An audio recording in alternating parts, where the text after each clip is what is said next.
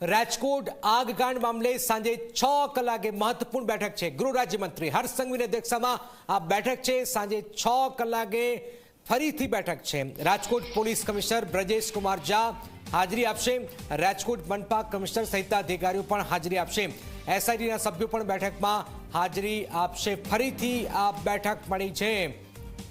SIT સાથે પણ બેઠક થઈ। હવે રાજકોટના ઉચ્ચ અધિકારીઓ મનપા કમિશનર અને પોલીસ કમિશનર બંને સાથે બેઠક થશે। હિતલ જોડાયા છે। હિતલ, આ શું ચર્ચાઓ થઈ શકે છે? શું કોઈ મોટો નિર્ણય આવી શકે છે એમાં?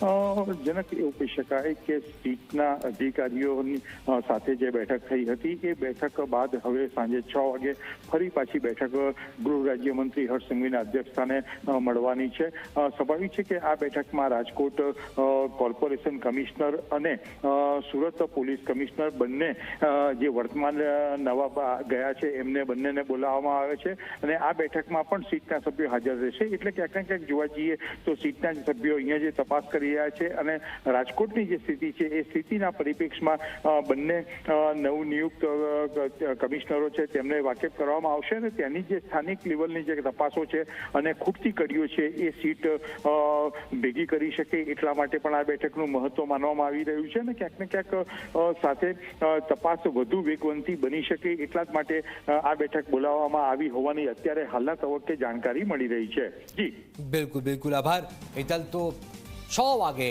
ગૃહ રાજ્યમંત્રીની અધ્યક્ષતામાં મહત્વપૂર્ણ બેઠક મળવા જઈ રહી છે।